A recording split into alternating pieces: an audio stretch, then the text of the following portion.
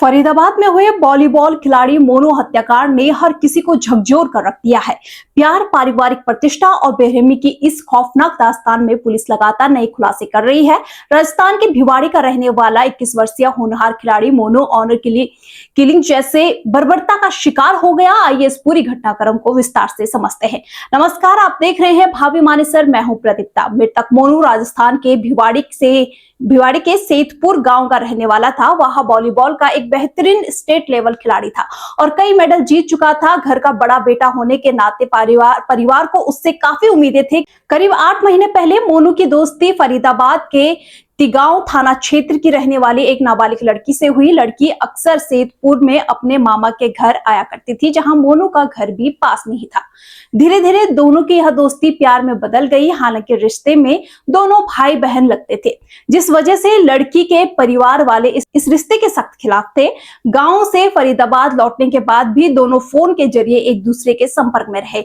बीते अप्रैल महीने में लड़की अचानक बिना बताए अपने घर से लापता हो गई। लड़की के परिजनों ने इसका सीधा आरोप मोनू पर मढ़ा और इसे उसकी साजिश बताते हुए फरीदाबाद के तिगांव थाने में मोनू के खिलाफ अपहरण का मामला दर्ज करा दिया। हालांकि महज 2 दिन बाद ही लड़की दिल्ली के लाल किले के पास से बरामद हो गई थी। मोनू के परिजनों का कहना है कि पुलिस केस होने के बाद उन्होंने खुद लड़की को ढूंढने में मदद की और उसे सुरक्षित उसके परिवार को सौंप दिया था।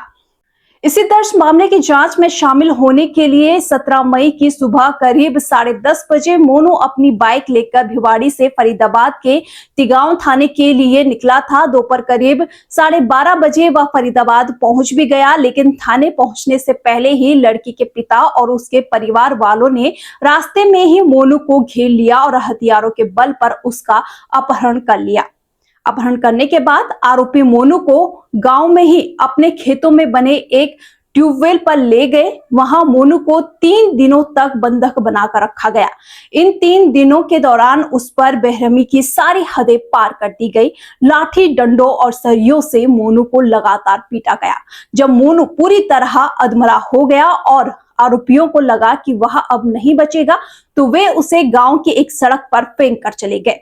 वारदात को अंजाम देने के बाद आरोपियों ने बेहद शातिर चाल चली। 20 मई को आरोपी खुद तिगांव थाने पहुंचे और पुलिस को गुमराह करते हुए कहा कि उन्होंने लड़की को भगाने वाले लड़के को पकड़ लिया है। जब पुलिस की टीम बताए गए स्थान पर पहुंची तो मोनू वहां लहूलुहान और अत्यंत गंभीर हालत में मिला। पुलिस ने तुरंत उसे सिविल अस्पताल में भर्ती कराया, लेकिन घावों की गंभीरता के कारण उसकी जान नहीं बचा सकी। मोनू की पोस्टमार्टम रिपोर्ट ने डॉक्टरों और पुलिस के भी होश उड़ा दिए। रिपोर्ट के अनुसार अत्यधिक पिटाई के कारण मोनू के सिर और नाक की हड्डियां पूरी तरह टूट चुकी थी। उसकी पसलियां टूटकर फेफड़ों के अंदर घुस गई थी, जिसमें अंदरूनी ब्लीडिंग हुई। उसके हाथ और पैरों पर धारदार या भारी चीजों से हमले के गहरे घाव मिले हैं।